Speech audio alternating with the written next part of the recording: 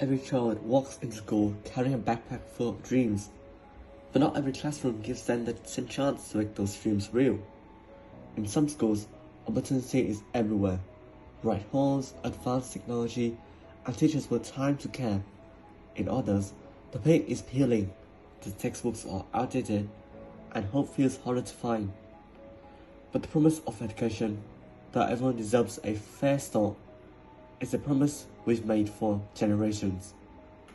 But in reality, the gap between schools has only grown wider. This is a story about that gap, and the question we all must face: how equal are our schools really? When it comes to gender inequality in schools, I think that the biggest issue is teacher bias. It is commonly said that math and science teachers tend to call male students, right, and tend to engage with male students more in class because of the subconscious assumption that girls cannot do well in math and science. So this is one way in which gender stereotypes influence the way students study and education in broader sense. Another thing is that when it comes to students who misbehave or get in trouble, male students in this case get more support. There are studies that show that women who tend to engage in, girls and women who tend to engage in misbehavior are not offered support as opposed to male students. They're just punished without getting any form of assistance from teachers. Yeah, so that's the first one. The second.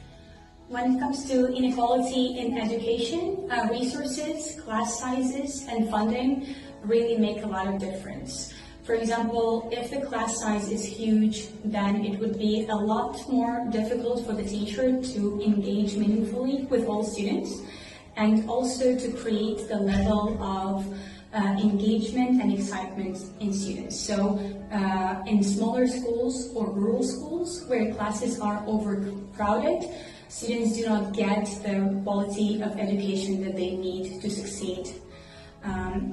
Schools that are underfunded and schools that lack technology also do not provide a sufficient and supportive environment for students to achieve success.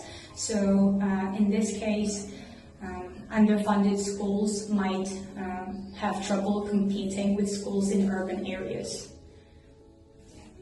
Students from disadvantaged backgrounds and students of low economic status are often treated differently from those who come from more affluent families, and this shows in the type of attitude that the teachers exhibit towards the student.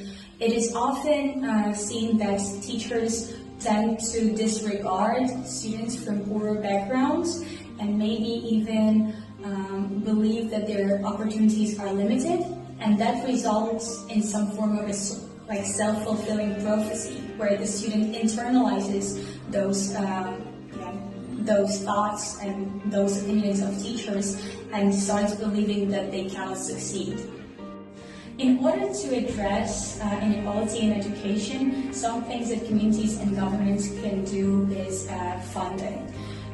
Making sure that rural schools and schools in poorer areas get sufficient funding may increase the level of education and promote higher standards.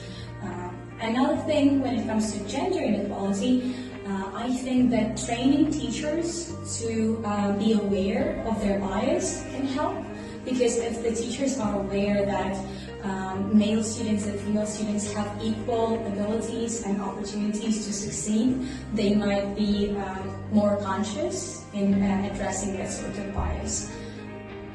One, have you ever noticed how unfairness at a goal that makes it harder to force something to do well? Yes, I know that some students get more help and attention from teachers, while others don't get the same support. It is harder for those students to keep up. And two, how do things like school supplies, technology, and or class size affect your learning or the student learning? When there aren't not enough books on the servers, some students fall behind just they don't finish their work properly. the class size also make it hard for teachers to give everyone the help they need. Three, what problem do you think students with fewer source or face school? Students who don't have so much support at home might go real homework or projects, and they also feel left out when they can't afford school activities or supplies. What change do you think would help make more? What change do you think would help make school fairer for everyone? School could give all students the same access to tools like laptop and books. Teachers should also make sure that everyone feels to support in class.